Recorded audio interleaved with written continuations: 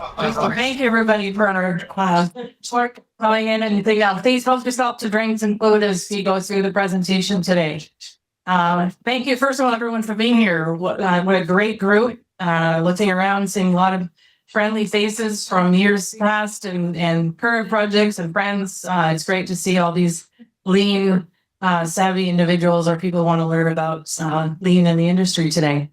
First of all, we are here for building the foundation, onboarding for integrated project success. We have a great panel today, so thank you for joining us. I'm gonna have someone flip through the slides. That would be great. Sure. Thank you. We have a number of fabulous sponsors who are here today, some not, but I'm not going to read through them all. We can't do this and have these events without the amazing sponsors who help support us to run events like this, do panels and do different things for us in the organization. So thank you very much. If you're a sponsor here, please give yourself a round of applause and everyone else for all of our name. I started by introducing myself to someone who don't know me. I'm Karen Conrad. I'm with Aurora Builders, and I'm on the core group for the LCI NorCal COP. And so it's a pleasure to be here with all of you today. Next slide. All right. If you want to follow us on LinkedIn and get engaged in LCI, our NorCal chapter, there's all kinds of stuff going on. We usually have a training slide. We didn't get ourselves as organized as we should have to have them on the screen today, so I'm going to read them out to everybody. We have on September 5th, we're doing a CBA webinar training.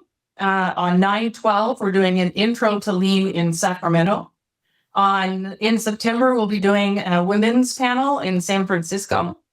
9/7, we're doing a BDC in lean. 11/13 is mental health, and we're up at Texas Back 40 in East Bay. And then 11/20, we are doing a Gemba walk at Sutter's Santa Clara project. So lots of fun things coming up. Watch, get signed up early. Like this event, things sell out. We have limited room for some events. Some we have more space, but so please sign up early, and that helps us to know how to plan the event for us. Those will go forward. Go to the next slide. Just to talk a little bit about the benefits if you're not a sponsor. On becoming a sponsor, it's $2,000 a year. You get 3 complimentary registrations to all of our events throughout the year, so 3 for every event. As you can see, you get your company logo and name to appear on all of the events we have, on all of our web, anything we send publicly out. My words, marketing materials. Thank you. See, we're a team here. And on all our slides and those types of things. So if you have any questions, please reach out to Juan or Stempro, and he can fill you in and give you more information about how to become a sponsor. Slide. We already talked about training opportunities. We deleted the slide, and so I didn't think that Em was here, and I talked about it ahead of time. So because the slide that was supposed to be there had all the list of things. All right, so just a reminder, LCI, this one's about the design. This one's for, I don't know what this one is. I didn't know. The Big Daniel LCI Design Award, Engineering Design Award recognition. Missions are done. Visible, right? We just taking this one out. Sorry. Slides updated. This is what Kevin asked me to do the intro. Ellen, all right. Go on to the next one. Basically, it will be announced in Congress who is the winner. So come to Congress. Raise submissions. Yes. Wait, tell us one. All right. Congress. Come to Congress. You can hear all about all the who won the awards. It's in Texas. Registration is open. It's a great event for everyone to attend. Lots of great workshops and this type of engagement with fellow lean interested individuals in our industry. So we hope you can join us at the LCI Congress this year. And that's it. You don't have to listen to me anymore. I'm going to hand it over to our great panel of amazing individuals here who are going to introduce yourselves. Absolutely. Thankfully, they probably didn't have to. Yeah. And she can. I think they're. Oh. Someone. Oh, they like it. Okay. You can go to your flat. Yes. Okay. Perfect. Okay. This is us. I guess I'm going to pass it on to Ryan for students. Oh, there you go. Test. Okay, passing. Good. Good evening, everyone. My name's Ryan Louie, a program manager with SFO. I've been with SFO for about 20 years now, right? We were just talking about my celebrations last week. So, thank you. Right here. Quite a ride at SFO, and I guess, I don't know. I'm happy to see some new faces. It's always fun to do these events, and so looking forward to hearing some questions at the tail end and having some dialogue. Thanks. I'm Dan Duran. I've been with TPR for 18 years, and I support healthcare in the Bay Area. Recently spending a lot of my time in Santa Clara supporting a adaptive reuse medical office building conversion for Sutter Health. So looking forward to seeing you all on November 20th. So thanks, Roz, for organizing that. And also here to share some things that worked really well and hopefully talk about the things that didn't work well so we can all learn from that together. So appreciate it. Thanks. Stan Chu, I am an architect. I'm the Director of Integrated Project Delivery at HDR. My main course right now is the Parnassus job, UCSF. And there's some teammates here, so I got a lot of great knowledge here. Lean IPD has been a big part of my world, so happy to share. I like what you just said, the stuff that worked and the stuff that doesn't work. Hi, I'm Nilanjana Sen, and I am an architect, principal at Stantec. After the 2018, I think I have been with Stantec for about 1.5 years, but Lean has been a journey for about 12 years with Stan dragging me to the trenches.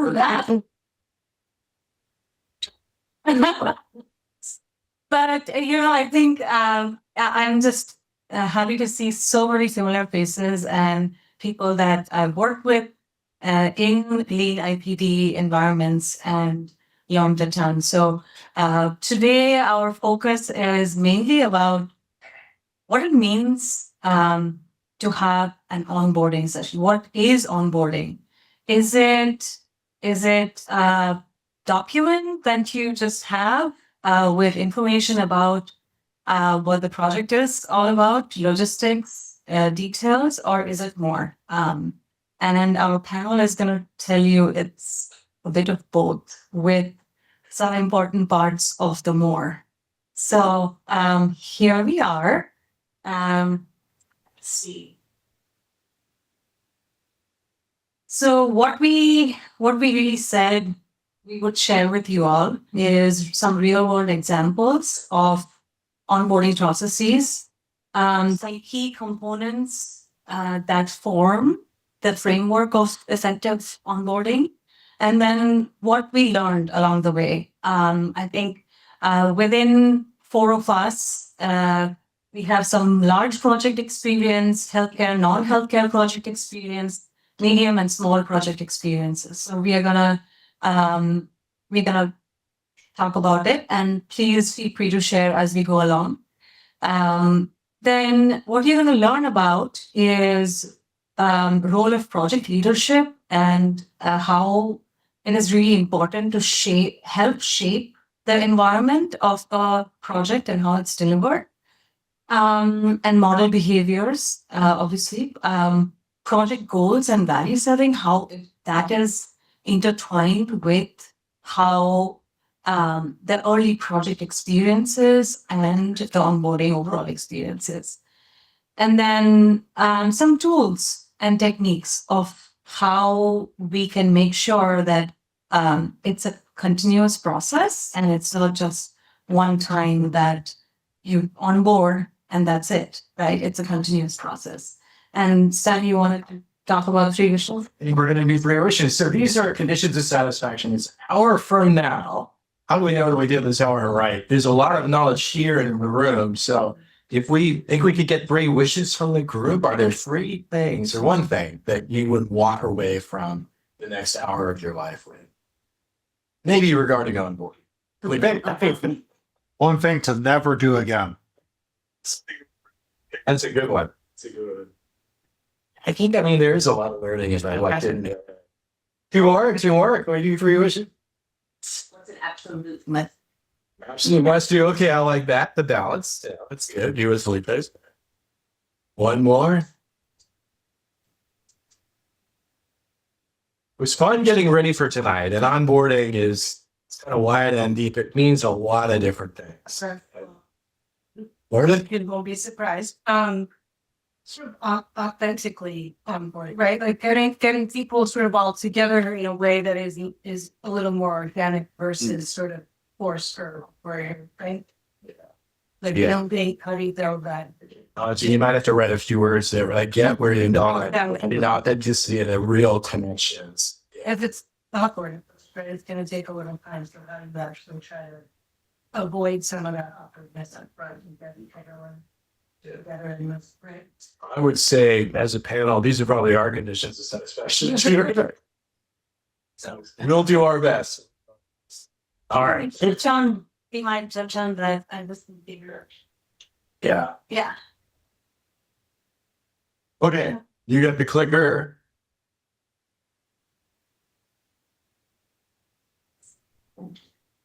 Would you like? Yeah, right. Jump there. Sure. Okay. So joining you all from SFO. We are an enterprise agency within the city county of San Francisco. That means is we give money back to the city.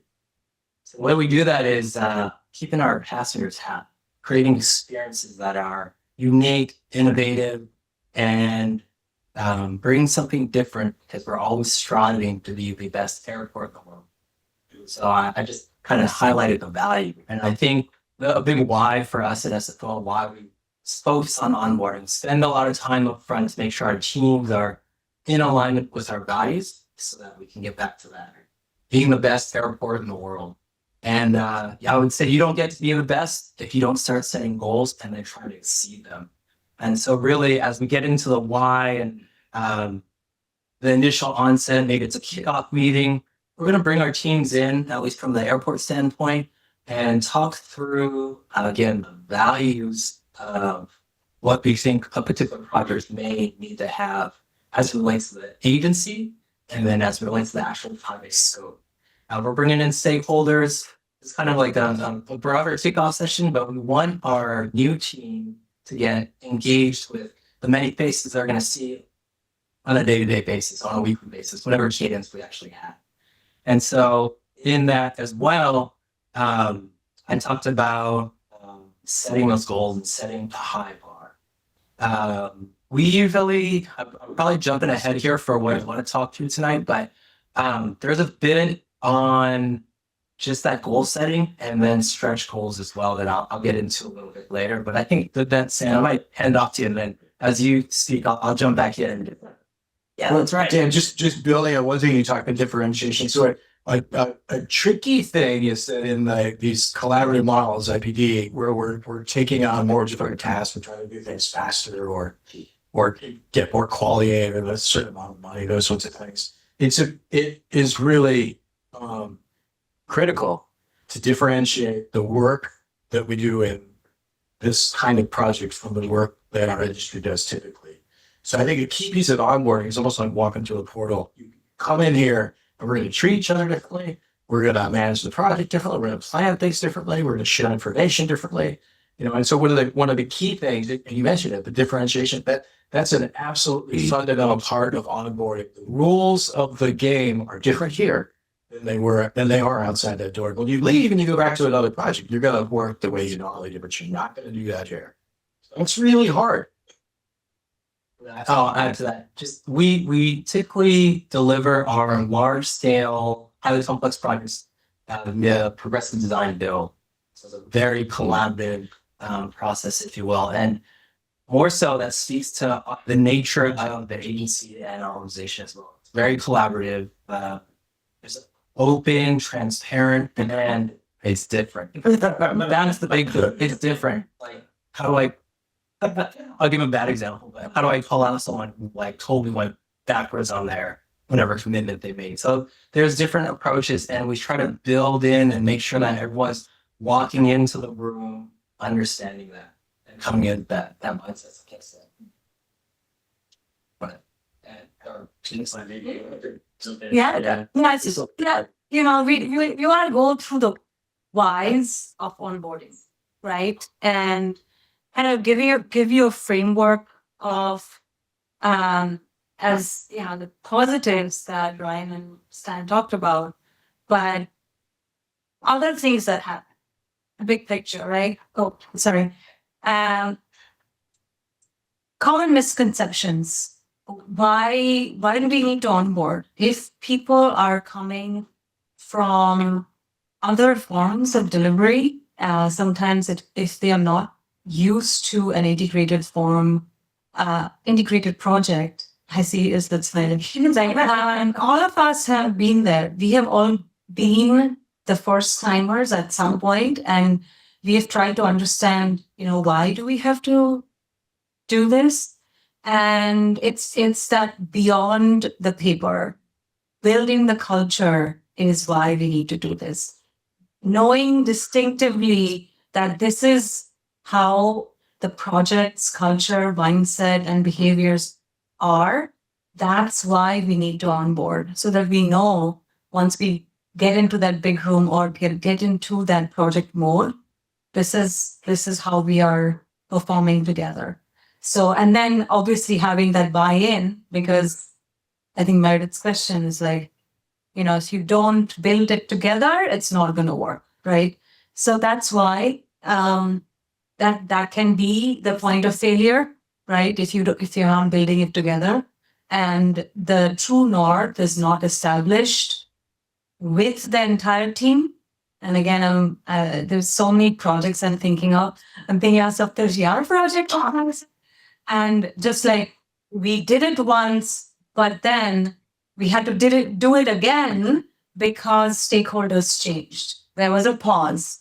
We had to do it again. Those are points of failures. And then ultimately through that process, basically clarifying the greater purpose of what we are delivering. So that's why onboarding. I was thinking about this on, both what does it look like day to day, thinking about it in my personal life too, and so maybe just an anecdote. I don't know who's maybe doing onboarding right now or kind of at the beginning phase of that. Happens all the time, right? What about anyone in a new relationship? Sounds like a dating show. Well, how about this? Yeah, all right. Hey, congratulations for those in a new relationship. In a relationship, hey, it doesn't have to be work, and to be pay attention. It's like my own version of onboarding. If you can put yourselves in my shoes for a second, if you're walking through the door of your in-laws' house, maybe for the first time having dinner, and you're like, you know what? I'm super optimistic about this experience. It's gonna be great. I'm setting the groundwork for the next eternity of my life. Awesome, right? And you got big people on both sides. Did I bring the right plate to dinner? Do I take my shoes off? Where do I sit?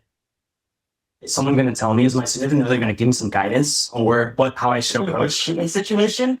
You just got to figure it out, right? It's just a test. You're just making up as you go along, right? It's no problem. It's good people. You're all in the same country. You speak the same language. It should be no problem. You escape. Just be nice.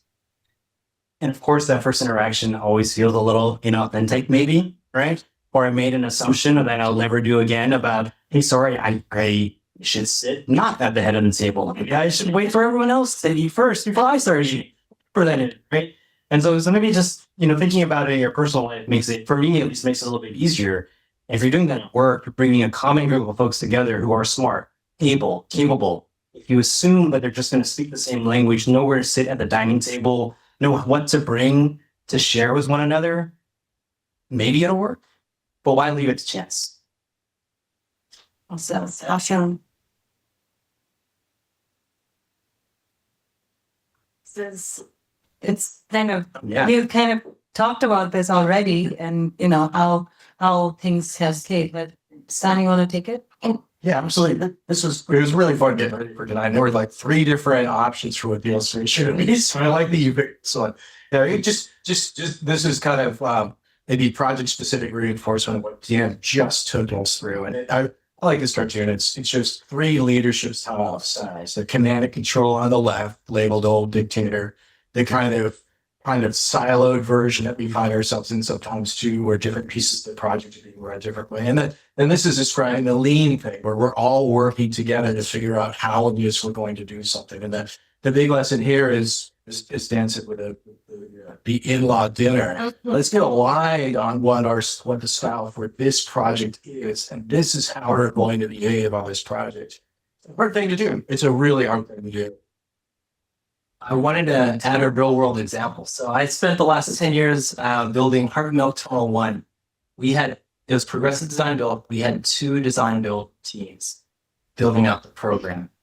The very cool lesson learned was, I'm just going to share the actual builder. It was Austin Web Portrait is a joint venture, right? Austin Commercial out of Texas. So bringing in this big Texas attitude. It was great. But what we found that team actually doing was building their own culture. So we have facilitated partnering sessions at SFO. It came to the partnering session. This is different for us. They ended up holding their own partnering sessions to develop what their team culture would be, and then how it's going to integrate into our team culture or our organizational culture as well. So just want to share that, like Dan's saying, it's hard to know what you're getting into, and we don't lose the chance. We try to reinforce, and then we let to the thought about authentically onboard. Let those explore a bit. Right? I think that's important to not completely dictate what's going on and how you want it. You got to fill it out. Learn from the mistakes, and then just let's correct as we go. So, Ryan, I have a question for you. yes, wait. Can you completely impromptu, by the way. And so, how can you give an example of how you kind of help them dream big, or help the 2 teams explore more? What does that? If you could think of something. On our large scale projects like T1, we usually kick off a programming phase, which is similar to validation, IPD, a programming phase with a visioning session. So stakeholders will come in, post up their wants and wishes on their big dreams on a board, and we as a project team are going to digest that. Think about how we're going to deliver that. How can we even deliver that? Budget aside for now, right? This is just kind of the moment to dream big before we reconcile what we can actually do as a project. So we're encouraging that thought of raising the bar that I talked about. What would be status quo in terms of a San Francisco city project? So let's give a sustainability example. I think admin code requires all projects to achieve LEED Gold. Why not achieve LEED Platinum? Let's set it on the board. As a team, let's figure out how to get that and how we're going to afford that. What else was kind of wild? Fitwell was new for us on T1. And so we'd go after these new certifications, new technology as well. We're looking at radiant heating and cooling, and it ended up in the ceilings as opposed to the floors, but things like that. How are we going to dream big? How are we going to change what we do on a day-to-day basis? And how do we talk through what that means for us at the tail end? So it all starts in the beginning with a visioning session. Very cool. Thank you. And we talked about how everyone needs to have a seat at the table and why that is important. And Stan, you want to describe this? Oh, yeah, this is fine. Here's day 1 of onboarding. So strength finders, ahead of time, everybody's filled out the form. You show up and you see the diversity of the team. This was a project where we wore our strengths on our name tag. So literally, we did the work and acknowledged and honored just the diversity of approaches that the project team themselves had. And then as you were talking to someone, one of our big rules was you had to have your name. So it was Stan, and my 4 strengths were listed there. And it just kind of drills home, okay, I have a different set of strengths than Ryan or Dan or Angela. So what my perspective is not going to be the same. I was going to push on the spot and see if your name was up there. Oh, is it? It's up there. I don't remember what came over. this project, we just absolutely knocked it out of the park. And I'd say one of the reasons is just because there was disagreement, it wasn't like a, hey, you're wrong. It's more like, okay, there are two different ways of looking at this. This helps. And I think Santa Clara, we ended up doing his training. Robin came and did the training names that people might not know. Some people will know. So Stephanie's leading us in Drake. Great students. awesome. We'll move on to kind of different perspectives in collaboration, right? So we all have different backgrounds, right? As an architect, and from the construction side, program manager side, we are all bringing our own perspectives of collaboration. And one of my pet peeves, I think I've talked about it with few people, is, we have our normal way of working, and no one knows what that normal is. And every architect has their own normal way of working. Every company has their own standard normal way of working, right? So how do we break that down? How do we become more transparent and understand what the other person needs, right?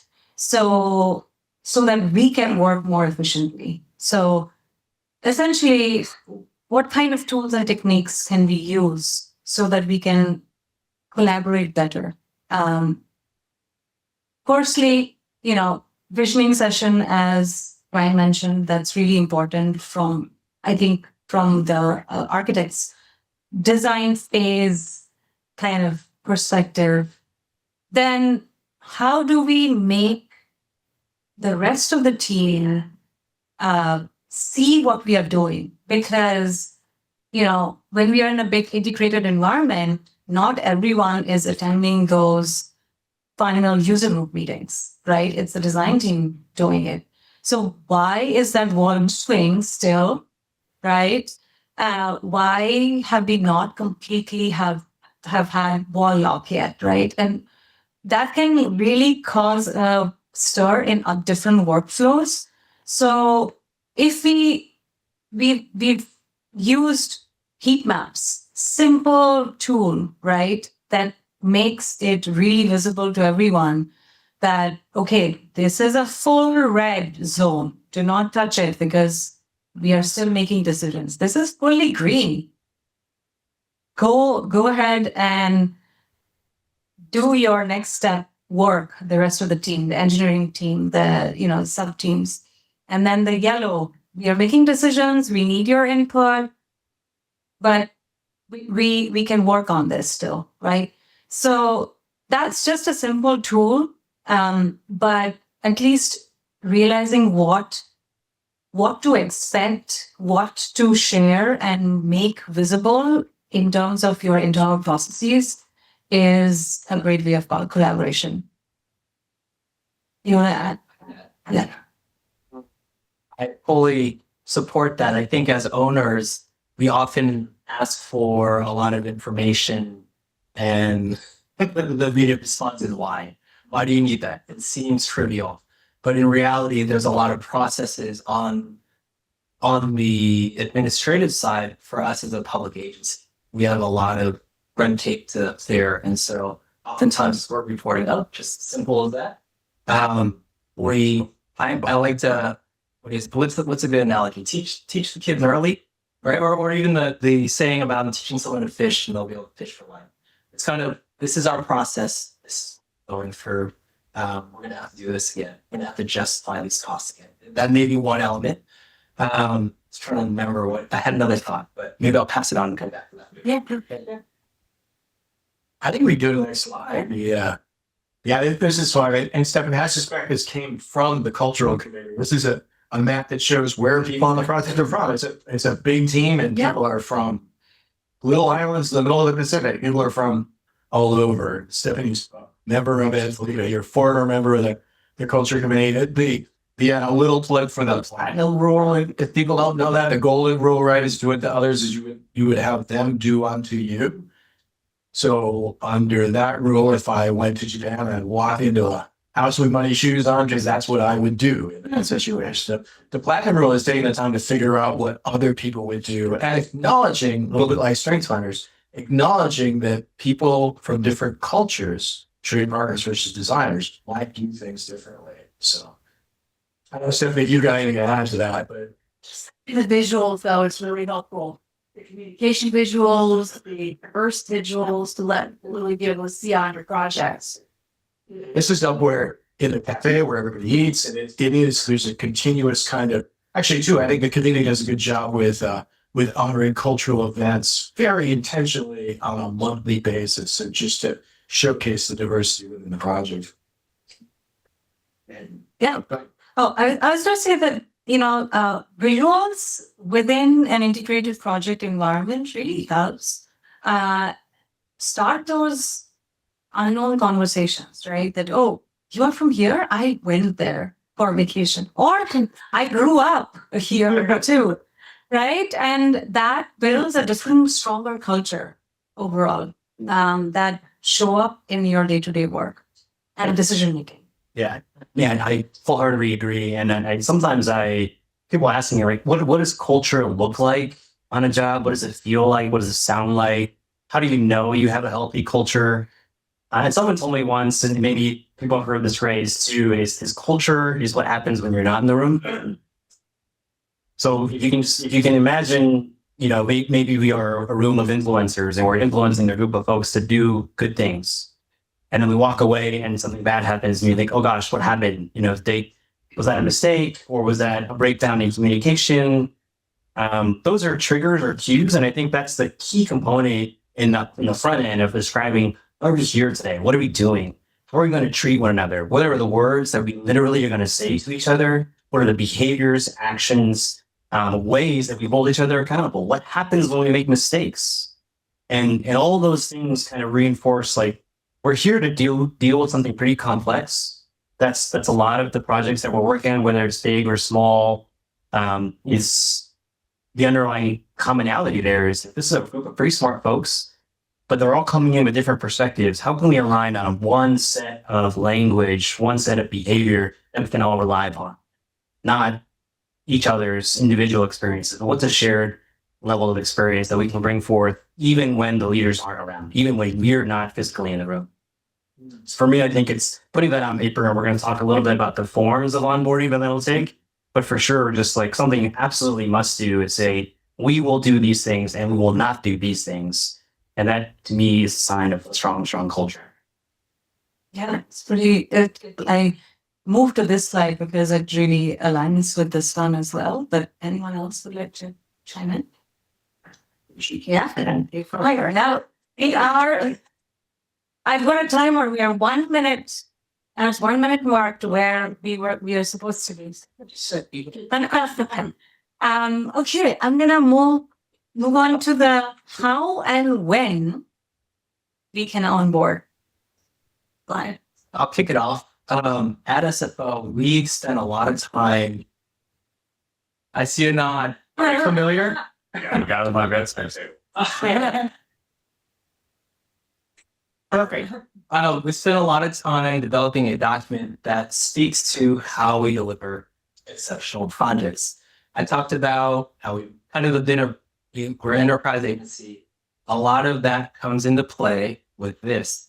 We're really trying to ensure that we deliver the best that we can for our community, right? And if I remember correctly in here, it talks about our values, and that would be a positive impact to the passenger experience, and a positive impact to the stakeholder, the end users, like those who are maintaining the facilities, and making their lives easier. And then some sort of financial positive. What was it? Financial impact to the local positive impact to local economy. I think that's how I read. I'm trying to quote it. Maybe you'll correct me, right? Yeah. But this really defines pieces of the values in our culture, and then how we deliver as well. Partnering sessions, the transparency in our cost models. It's a lot surrounding what we do and how. And it's really our calling card before companies come on board. It's a way to set up at least a baseline level of expectation, and then as we get into the room together, in practice what we're talking about here, get into that culture and build up that team, the fit, what's going to be successful for us moving forward. So I'll pass it off there. All right. I think the next slide. Oh, there. Here we go. So when do you onboard? This is one of the things we were talking about. And I think maybe the best practice we know is to do it kind of early and often. For sure, when you start a project, to align the culture and set expectations and clarify what the values are. Key moments in the project where you're shifting from design to construction, or where the trades first come on, is another key moment to onboard. There's a kind of continuous onboarding that happens as well with new hires, people leaving the project, and those sorts of things. That I think is more administrative ongoing. I think it's more administrative. The cultural side of Meredith's question about authenticity, how you really make those connections, it's very, very, very difficult to do that lightly and repeatedly. So that for sure is something that we're struggling with. And if you haven't seen it, one of the things we looked at was Varnes and Gary, the summer job that has such a large reputation, did a fantastic video that we are working to emulate at HDH. That's an example of something where you could show that with just one person and begin to see that, okay, there's something different about this project. What is the video? It's great. It's kind of like an intro to the project, and it's got people from leadership talking, people from the trades talking, and it really is fundamentally, it's about there's something very special about what we're doing. The project is being in a coordinated community, that kind of stuff. And then there's something different about the way we treat each other, but it's driving the success of the project. And there's the script of the video is fantastic. If you hit us up afterwards, I will do my best to get you a copy of the video. But the script doesn't give all the answers. It's more like it opens the mind to asking the questions. And who gets it? Who gets this video? When you got hired, and Stephanie, can you mention this? Already? Yeah. Perfect. Yes, sir. This is the end. I was just going to reinforce the reiteration or the repeat onboarding for a 10-year long program. I mean, at milestones, we have our lessons learned, and it's almost like an onboarding session again, because you're coming in with a seasoned set of eyes, I'll call it, right? And so we're re-learning as a team, reconnecting, and making sure whatever was a mistake, we're going to not do later on, or at least figure out our best effort to not do it again. Oh, here we go. Yeah, and this is an example of the more quantitative onboarding, and this is something I would say, Stephanie, Felipe, for sure weigh in, but I think this is something that UCSF does, that we're doing very, very well. The where you find files, how you set up your accounts, how security works, where you park, those sorts of things are really done. We struggle and are continuing to struggle with how you onboard people culturally. So it's something we're putting a lot of energy into. And I'd say one of the I don't know if I'd never do again, but mixing up, if there are 100 onboarding things and 50 of them are quantitative and 50 are qualitative, you got to balance the qualitative cultural stuff with the technical stuff. And our project could be an example where we're just knocking the quantitative stuff out of the park. We're still struggling with qualitative.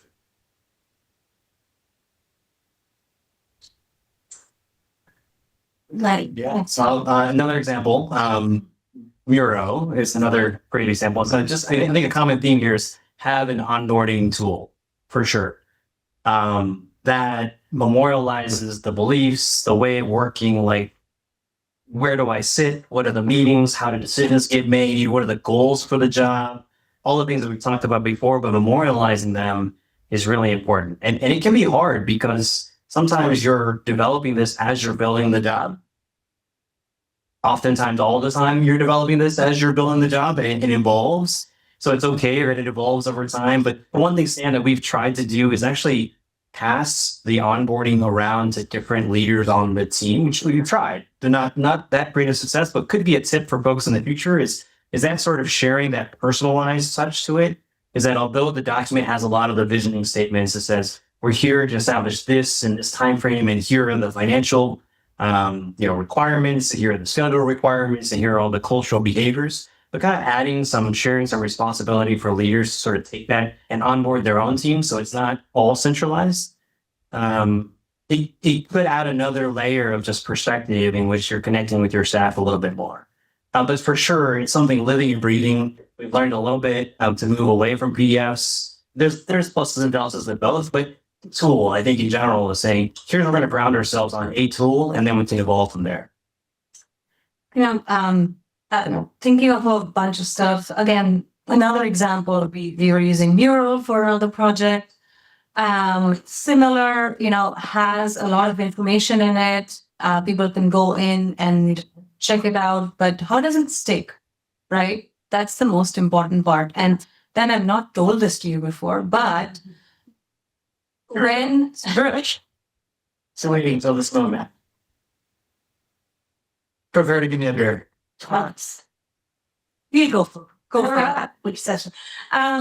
So when your team printed all the pages and put it up on the board, didn't ask for any feedback necessarily, but I was like, oh, this is pretty cool. This is pretty cool. I need to talk to Dan about it, right? So it kind of happened pretty, and then Chad, and there were components of it that we were thinking about, that the construction team overall was thinking about it within the onboarding document, that we started conversing. The perfect week, we were talking about it in the design team, right? This is where we need to have this meeting. This is where we need to have we need to get organized first before we have this cluster group meeting, right? So we were doing this, and then we saw that, the construction team had something on the board, and then we all very subjectively gathered during a break, and then we started talking about it. It's like, you guys are thinking of this way, but how about we move it around? So my point is, make it visual, make it accessible as many ways as you can. And I'm talking about this because also of it's a lessons learned. The squishy project that it's on the side here, we are not in a settled big room environment yet. We have a lot of virtual, Kevin.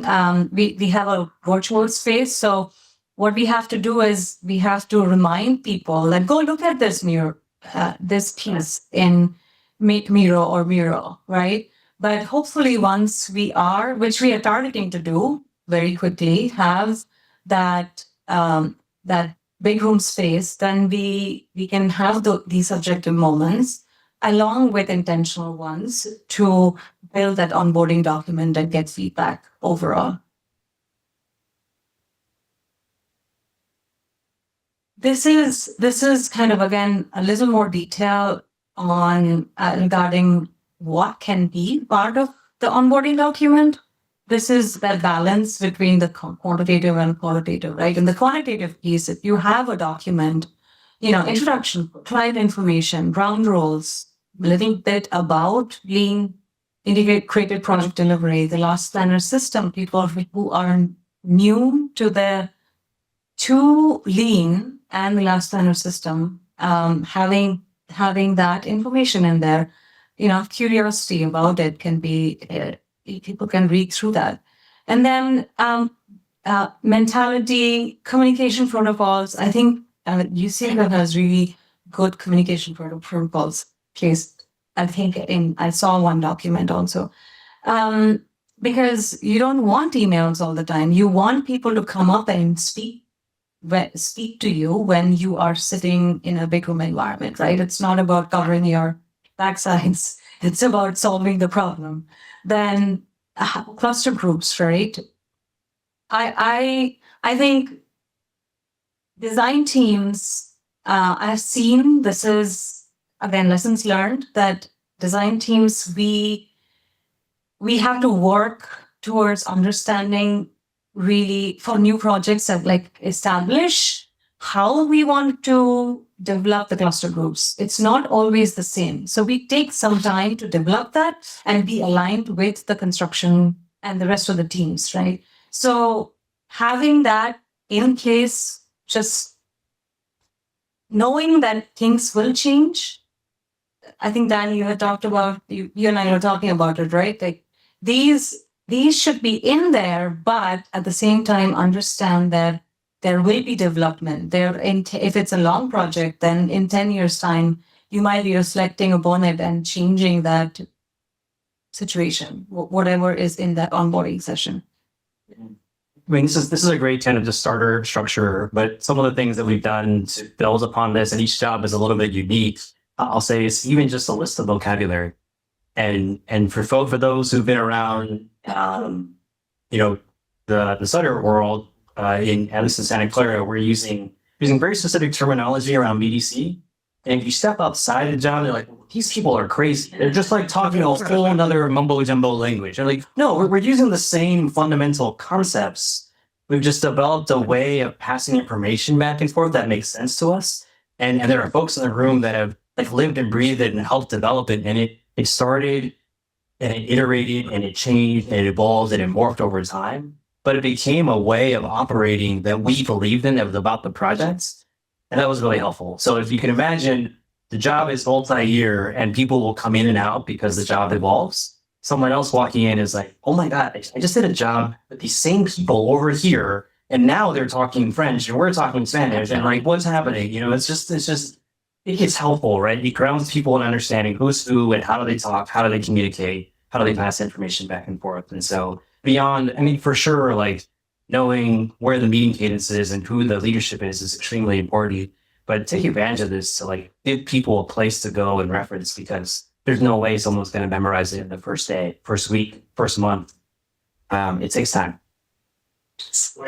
We just flash it back. This was kind of fun getting ready for today. Two different agendas from onboarding sessions. So one of the is UHS highly evolved. That's like a 4-hour session. And if you look at the consistency between them, it's remarkable, right? Getting to know each other, the ground rules. This is a different kind of place.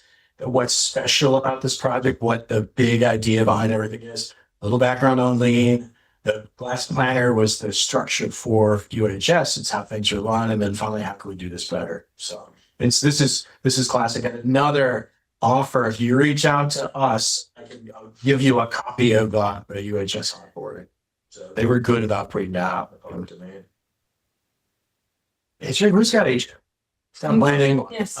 It's just an example from another project. So this is just a picture of, also some tangible images, right? Make it personal. And so it's just an example of my jobs at the DPRs working on the East Coast, another IBD project, but certainly just embracing the fact that it is a culture of people. And so part of that too is just another example of how you can insert that into the document that you're working on. So I think that was the intent of the papers too. Yeah.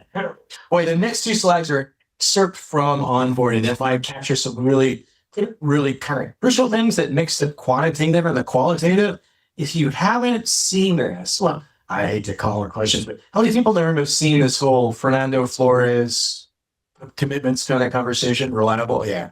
It's really interesting stuff. And it kind of goes back to the early days of lean, although it's still fundamental to the LCI training. So the big idea is that if Dan is asking me for something, he's asking me why something, there's some back and forth where we clarify what the request is and make sure it's specific and timed down and all that kind of stuff.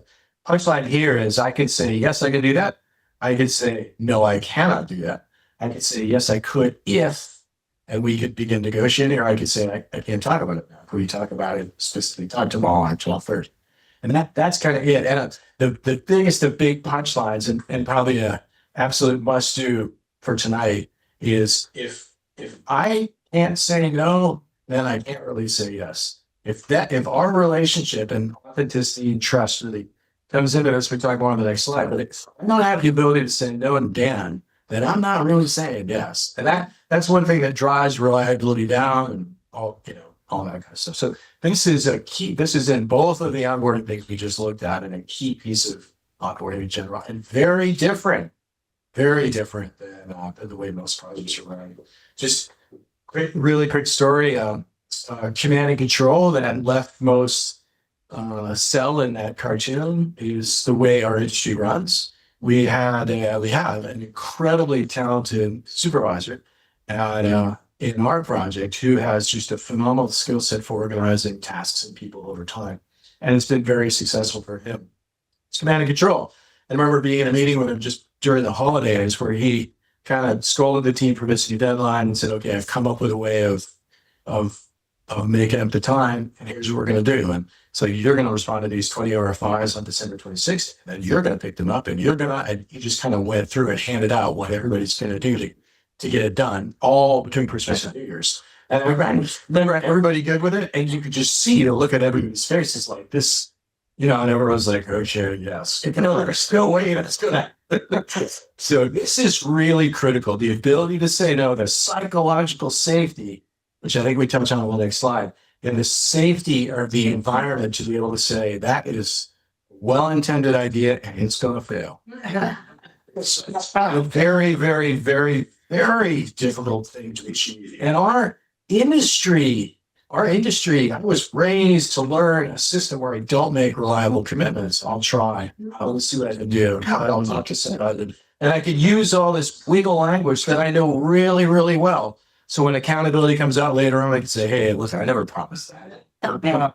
We've all seen emails and meetings when those kinds of things happen. So a key thing to drive performance is to create the authenticity, create the connection between people. Dan, I love you. I can't do it. And then you're like, okay, well, what can you? And we start talking. So another great example, early in the project, sheets for mechanical room and a structural engineer ready because sheets for mechanical. Oh my God, we don't know. Maybe it's all electrical. I don't weigh this stuff. And, well, what do you really? Well, I just need the dimensions and the approximate weight. Let me do that right now. So that back and forth is critical. I think you should do this slide. And it's more like a mid-boarding instead of an onboarding. So we came together on the project and thank God. I was shocked that Stan doesn't have my love picture of him. When I shared this slide, I have a picture of Stan standing at the front of the room just like this. Hitting my hands. And the point of that is just to get from the teams, all the handwriting there is 50% Stan's handwriting, 50% Will Liptig's. They asked 500 people for information and then they hand transcribe 500 pieces of information so they can deeply understand what the team actually is thinking. Yeah, it's and then sorted out. Thank you. That was good. One thing that's kind of fun here. So this is the answer. The question's really simple. What would you keep doing? What would you stop doing? What would you start doing? So the keeps were green, kind of tennis ball yellow. The blues were starts, and the reds were stops. Pick up like the thing on the right. With 3 things to keep doing. Bunch of stuff to stop and a bunch of stuff to start. So this is an example of the periodic, and it kind of fits in here. And sort of there's the initial onboarding, and then there's kind of a resetting and reboarding that happens over the course of the project. And some of the cultural challenges, that I mentioned in the course of this project, this addresses that just absolutely straight up. Oh, next section. Yeah. So, again, we've kind of talked about this, that each team is unique. So each project goals are unique. So how do you align project goals to what the team wants to get out of the project, how they want to contribute, how they want to have ownership of the project? And all of that has to align with the goals of the project also, right? So just, when this is a recent project example where we talked about the goals of the project and came up with every team member basically wrote down what they want to get out of the project that aligns with the goals of the project. And then we kind of put all the stickies, everyone's stickies, into categories and kind of brought out complete consensus within the team, then what the big picture goals are, what are the true norms, right? It was a very quick exercise. This is not also this is a smaller team, but build chemistry and partnership, mentorship, knowledge sharing, all of these, and culture of accountability. All of these were really important for the team. So that got up to the top of the list. Deliver within budget schedule and having tangible outcomes that we can have a metric for to kind of understand our performance. That was important to the team. So that got kind of we wrote it out. And then there was a question very, very specific to this project, which was the ultimate owner leadership has a lot of energy to go get this thing done, right? So how will the project team meet that energy or exceed it? This was a challenge. This is one very, very project specific challenge, right?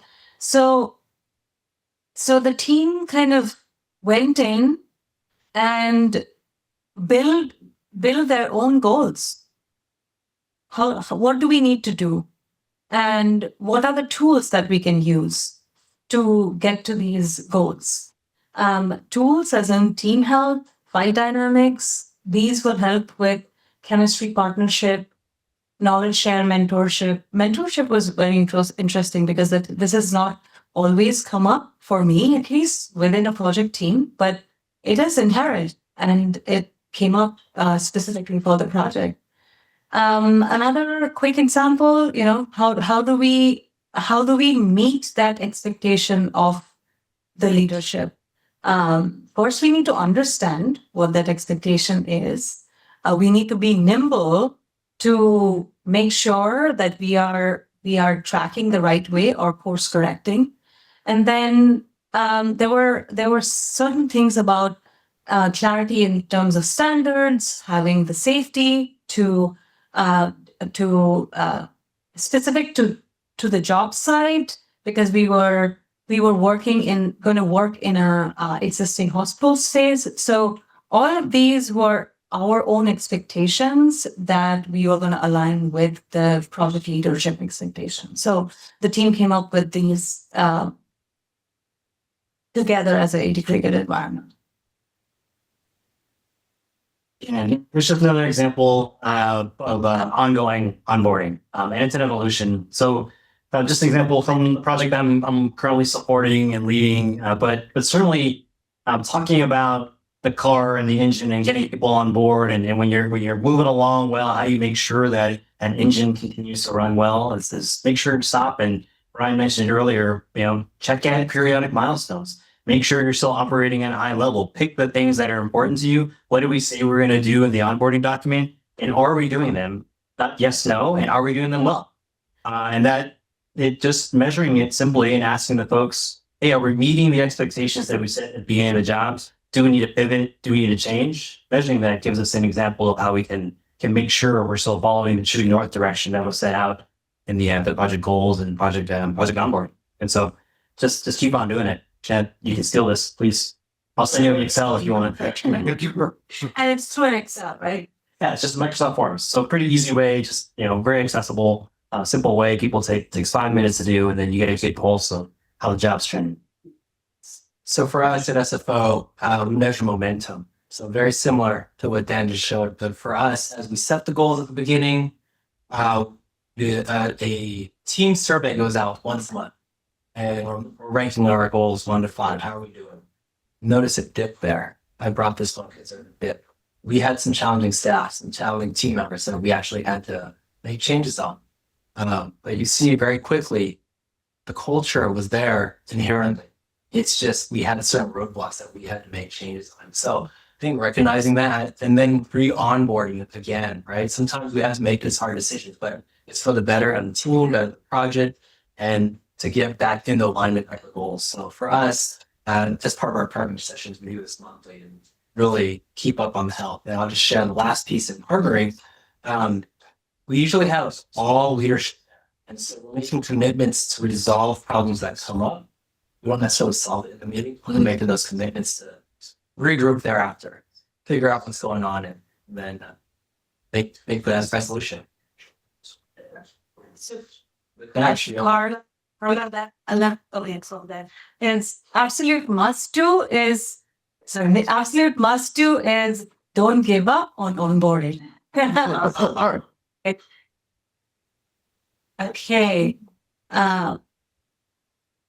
What else? Questions? Before we go to plus filters. Okay. Yeah. Thank you. My name is Tom, and I have actually a question. And Dan, I think everybody, so your potential partners dinner, everybody to show up is, I don't think anybody shows up with a bad inspection. I understand that the part of the process is that you do this to start out the proper way, but this should continue to do it. But I'm kind of curious about, maybe you could use an example of what you interface. Let's say during the middle of the project, you have new members coming up, and they come in and witness that, wow, this is really well performing, highly organized team that you guys are running. To some extent, I myself sometimes might feel I'm a little timid. What is that I make mistakes? How do I actually get into this? Can you share some example of how you actually welcome them and engage them to be a part of the team? Yeah, that's a great example. A great question. So it's difficult.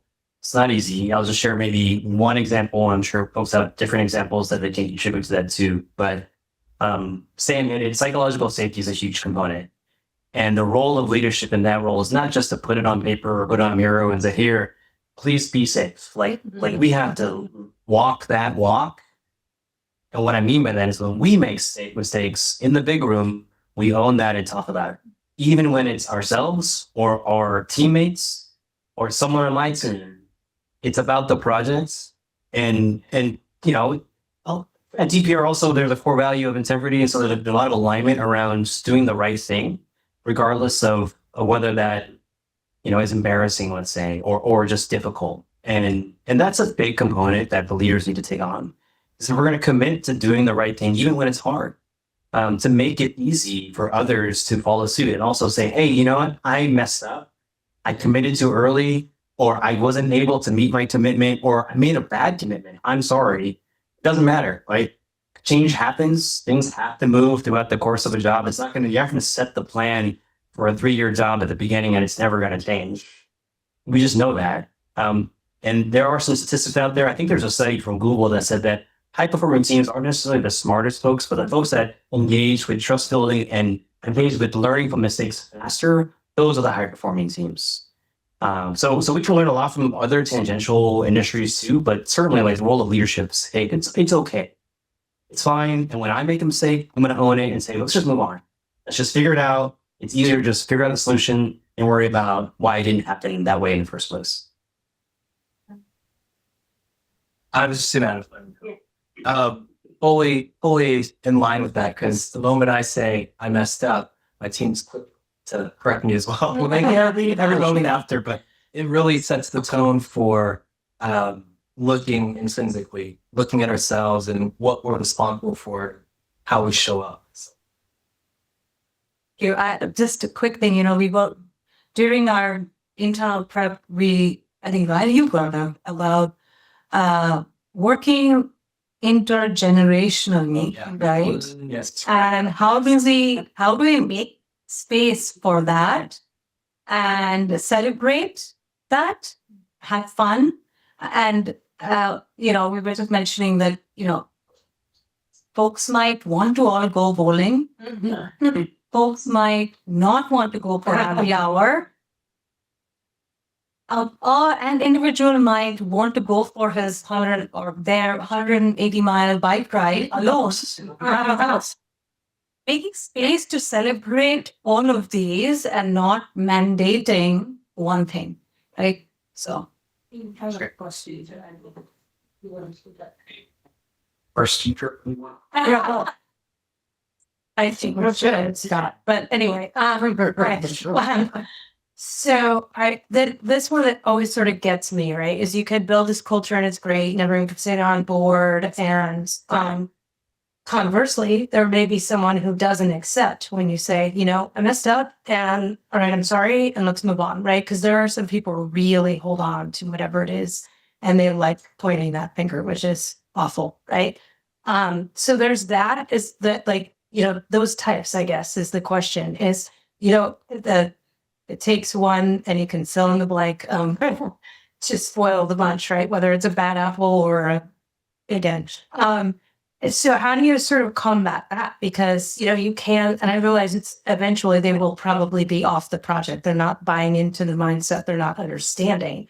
But when it's happening, you know, that one toxic person can really mess up the whole. So do you have ideas, thoughts, tips on kind of how to handle that type of behavior, that type of person? The first thought I had was making sure it's clear that I'm communicating what's not working.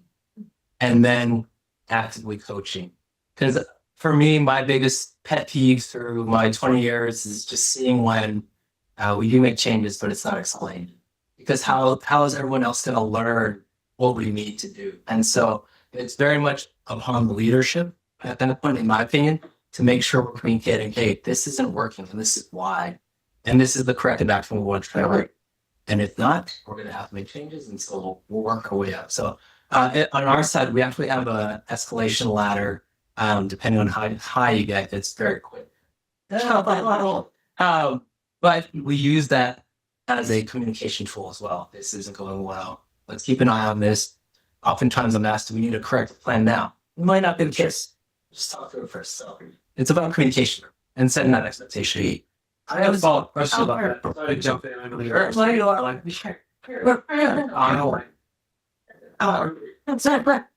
was thinking the same thing, and it was like, what I was thinking was, in these high performing teams, how do you make the decision to move on from somebody? Yeah. Especially when, and we run into this all the time, when there's technical competency, but there's not like the behavioral one.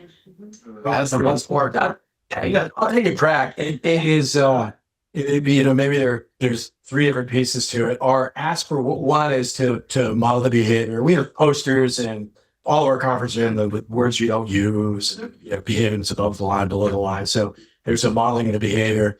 Second, probably pretty easy to do. Second idea is to pull the cord, the add-on cord, right? Toyota, when somebody sees a problem, they pull the cord, everybody stops. So I've tried to do this, and I've maybe been a little successful. And I've watched a guy work, Will Lichty, who's brilliant at this. And I've gotten to work with people who are really good at saying, let's just stop the meeting. That was very disrespectful communication. And it's shutting everybody down. And our goal of this meeting is to get this done. And that's driving us backwards. So that's a very hard thing to do without getting into shaming or anything, but just kind of putting it on the table and saying that is inconsistent with what we're trying to do right now. And then the third thing is the coaching, you know, that they, and I think, you know, you end up, I've been on multiple projects with people who are very skilled and have incredible behavior for the industry that's taken very far, and are just like the thing on the table is just wrong with the project and they can't be on the project. And it's I think explaining it in that context helps too. We're doing things differently. That works really, really well in this situation. That's not the situation. I don't think I can expand much more than what Stan and Ryan have already said, but one of the hardest things that we're trying to do with onboarding is change people. And the hardest thing to do when that doesn't work is change. And maybe just a tactic, not a tactic, but a way of sharing that responsibility with the team that you're on is that there is a leadership group there, and it's not, when I say leaders plural, right? It's not all on us. And sometimes we gotta bring those issues to a shared group of folks to say, hey, even if it's a team member on my team, I'm recommending a hard decision that we gotta switch this out because it's just not working for that person. At some point, it just doesn't make sense because they're unable to come in or they're unable to follow the behaviors because of whatever reason. They're not bad people. We have a lot of smart, talented folks that work with us every single day. They just don't fit to the job, and you can see it, you can sense it, and it doesn't have to be a unilateral. It can be a shared decision with your other partners. And I'm talking about like if Nelaj and I are our partnership group, I would say, hey, you know, such and such person, I just don't think it's going to work out. I think I might make a change. How do you feel about it? And no way you can kind of share that responsibility for the project. Sounds good. Put your hand. I Wayne and Matt. Yeah, I just said it's real.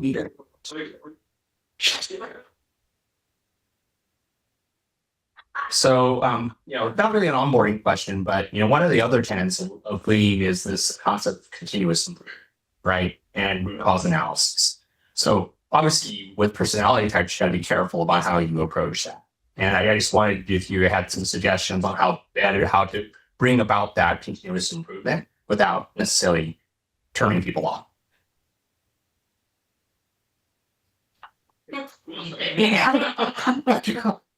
So, And a little bit of that is, again, I'm thinking of the fishbone, like the why is it going? Like having that reflection internally within a core group, a leadership team, that why is this going wrong? Even if we have an intuition that this is the person, but actually going and doing the work, we might find ways of solution because, I think, Kevin, you mentioned, right? Someone mentioned, the person has technical abilities, but we are just not figuring out that it's not why it's not fitting, right?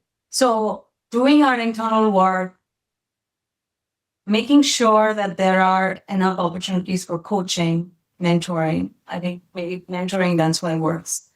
And then, making the call as an integrated team that this is not, we've done our homework, done our reflection, and if you've not found another way of improving the situation, then we have to make the decision. I love this topic. So, thank you for asking. A piece of continuous improvement, I think it's a pretty clear line between that and change. And so there's something about that involves change. Is it a great expression about the power of working in groups is we, like beach cobbles, we knock the sharp edges off each other. There's something about the group and the work that's going to change me. It's going to knock some of my sharp edges off. And I think fundamentally, if you can I think it's a requirement to be in these teams and do this kind of work that you are open to change. And when I finish the project, there's going to be something about me that's a little different than when I started. And the beauty is in that it can be an improvement. I think that the pitch probably to ourselves and our team members is there's something about doing this work that's making us better as human beings. If I'm not open to changing myself in this work, I don't belong in this work. Man. Thank you. I feel like we've come to an idea of what a productive team is, but how do you handle if the leadership or the client or whoever's coming in has more of a dictatorship style or an accusatory process than starting to inhibit the environment type of thing? I was going to ask the same thing. About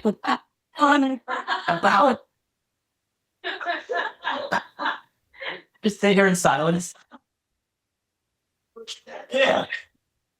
I guess I was just thinking through the observations I've made through my time at SO, and as an organization, I'll say part of this change that I easily brought up.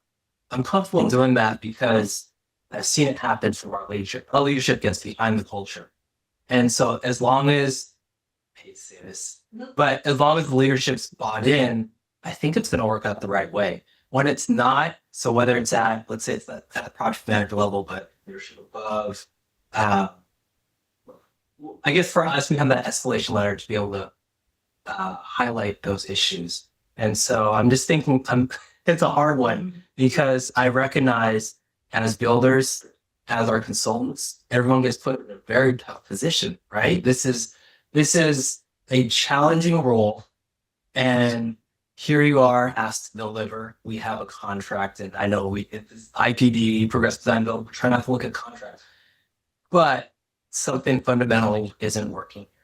And so I think I'll just go back to the leadership and that escalation and setting up those tools as a team. As we onboard, we really need to make sure that communication tree, that resolution tree is set and it's clear. And that way we're using it. Because otherwise problems get stuck at a certain level, not getting brought up. We can't resolve them as leaders. So let's come with that. And then I'll sit and think about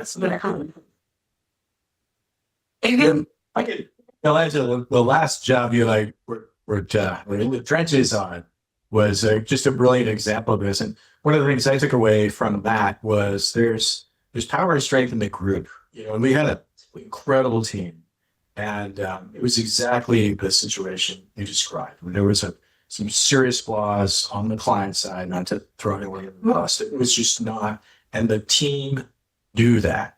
And we went through channels and escalated and all that. And it took a lot of time and a lot of like, you full of crap, get out of here.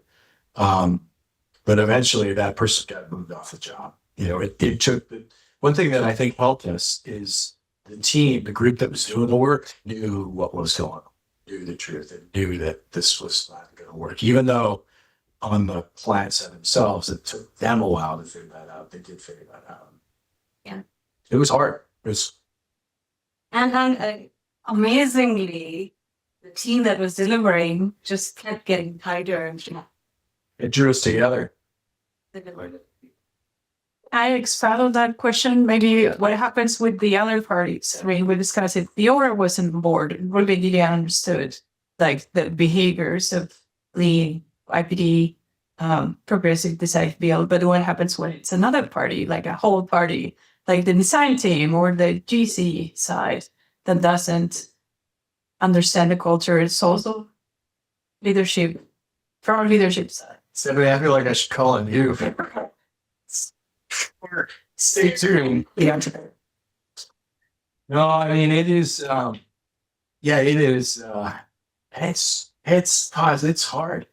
You know, I really believe that, like the other example, the group is strong and knows where things need to go, and we're not there yet in terms of all the parties that are involved.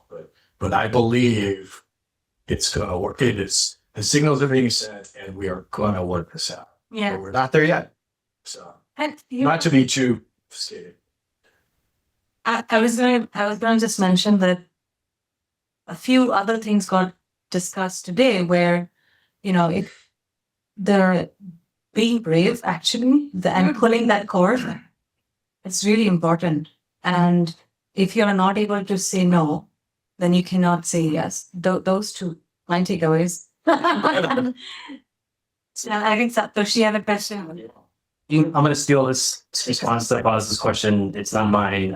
It's from Digby with Center Health. That he put in their presentation once. He said, "Never quit, never surrender," and it's poor, right? Like the projects are journeys. You're climbing a mountain, and if you're halfway there or partially the way there, and you're like, "I need more supplies, need more wire," it's like, but I'm going to get to that mountaintop, and it's not easy. So I think we just got to keep trying. And you and I have talked about like the flywheel effect. If you push, everyone pushes a little bit, that flywheel spins more and more and more and more and more and starts building momentum. If we stop, the momentum stops. And so I think just one mindset is like, we don't want to just yank people off the job or companies off the job. That's never healthy. Sometimes we have to, but if you quit, it's almost like the same. You accept. So let's not accept, let's just keep on going, keep on chugging. Last two questions. That's two questions, maybe, I think. And then we do class deltas. So we have Kristen, internet deltas. Thank you, Christian. Yeah, with a great onboarding in place, we still need to hire the right people. Collaborative delivery isn't for everyone. Neither is like their motivation to outperform. We all want our outperformers, and traditional interviewing is kind of old fashioned. What are you doing that's kind of new and exciting that you can share with us on identifying the right values in people? For me, for us, in terms of procuring our design build teams, we go for best value.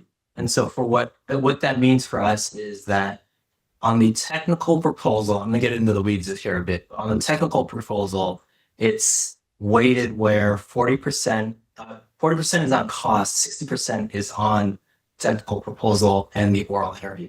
And in the oral interview, this is where we usually see people shine, teams shine. Oral interviews are scenario based. So no one knows coming into the room what the questions are going to be. And of the key personnel that we're requesting, they're asked to come in and essentially are tested on the spot. Because for us, that becomes a true litmus test of what it may be like on the day-to-day with this team. They're asked to think on their feet. Could be something hard, could be a safety question, could be something that we've gone through in the past, budget-wise, whatever it may be, it's a scenario. But we're asking that team to resolve. So usually what we see or how we set it up is the team has 10 minutes to establish and build a response together, and we're observing the whole team. So we're seeing if someone's standing in the corner, not contributing.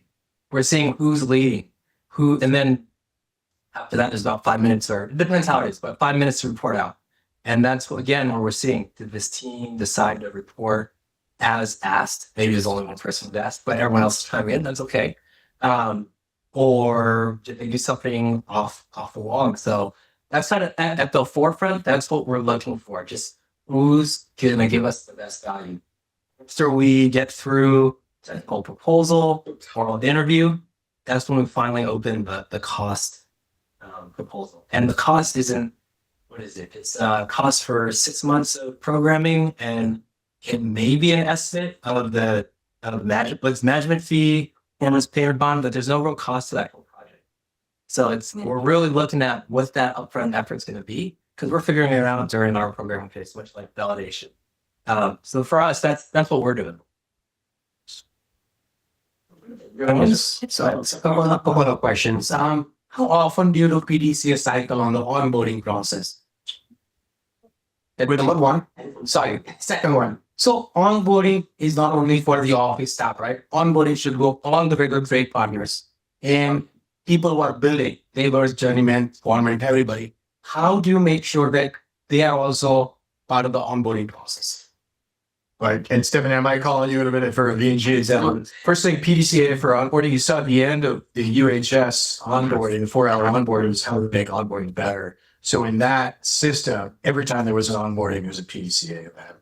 And then how do you get consistent onboarding from journeymen to people sitting in the office? The VNG example, that video was something that we're emulating. We're not there yet, but the idea is that module goes to everybody. Everybody sees it. It focuses on the differentiation and the why of the project. So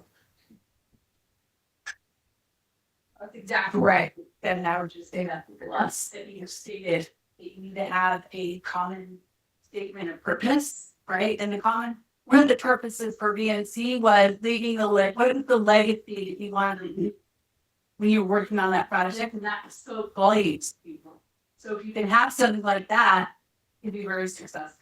It started the process so far before we ever started construction on Madison. Pushing that culture and it's very important. I mean, and it should go all the way down to people who are really understand. yeah, it's a challenge for Parnassus since COVID broke out, right? As the project started. So it's kind of the opposite. You know, instead of everybody having time together, just trying to make culture, just scatter. Okay, one more question. Sure, last. We're gonna take picture of us and then do customs, right? Okay. Hi everybody. I'm a construction management student at Dago Valley College, if you guys know where that is, in Buzzard Hill. And right now I'm finishing up an internship with a paving and grading company. And I would love to be a project manager one day or a superintendent. So that's my emphasis. That's what I want to do. I mean, I'm open, wherever life goes, right? But I may have addressed this earlier, so apologies. But I really want to know what you guys would define as like a leader in the construction industry that leaves an impact that is not only respected, but like just is trusted. Like I want to know what you guys would define as, like from a construction management perspective, what makes somebody memorable, what makes somebody kind of leave like a legacy. And this can go back to like the culture thing that you guys have talking about. So I've had a lot of exposure to culture this summer with my company. Shout out to Southern Gates. You guys know it's Southern Gates. So that was my question. I have a great one.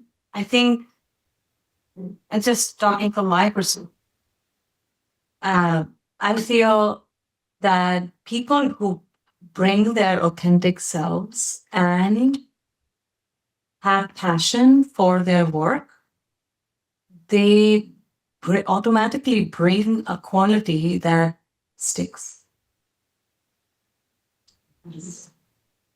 Thanks. And just a quick response, and we can talk more because I know we're running out of time. But so for sure, someone who's authentic, builds psychological safety, and for me, someone unafraid to call bullshit. And we can talk more about that. I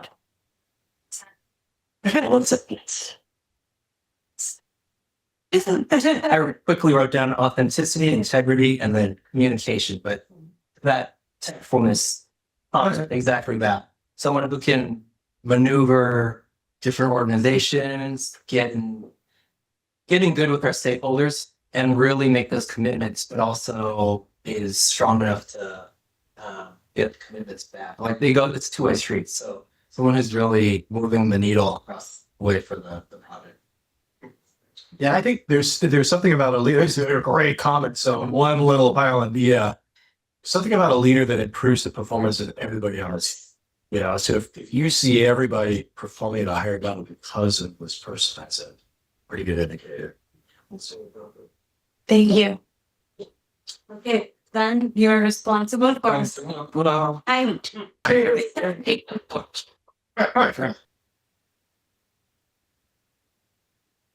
you so much, everyone, for making this discussion really awesome.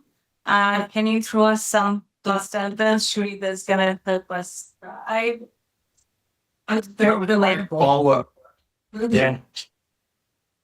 Great presentation. All right, that's a lot of just love it.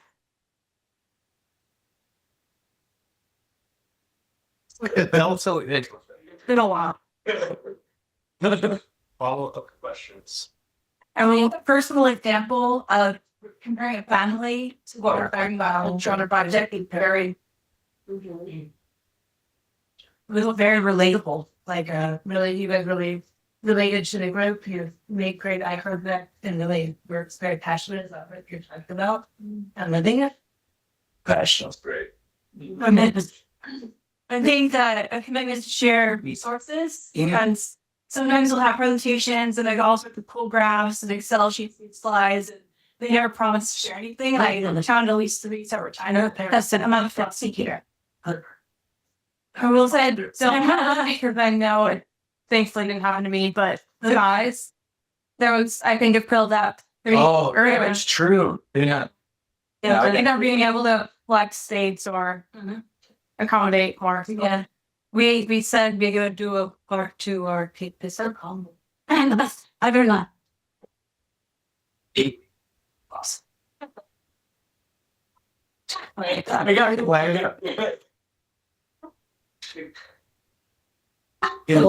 Nice steps. You had an outline, but you wanted to illustrate.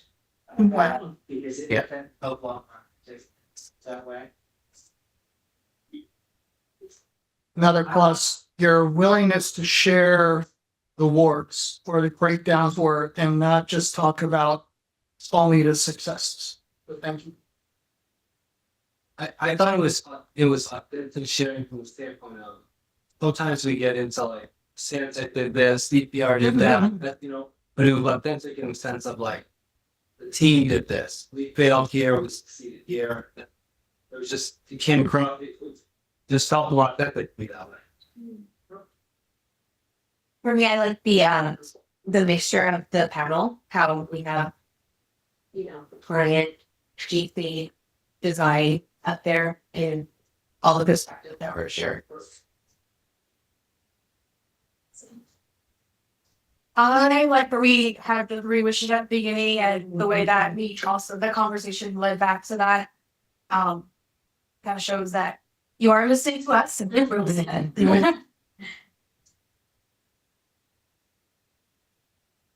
Let's do And that's the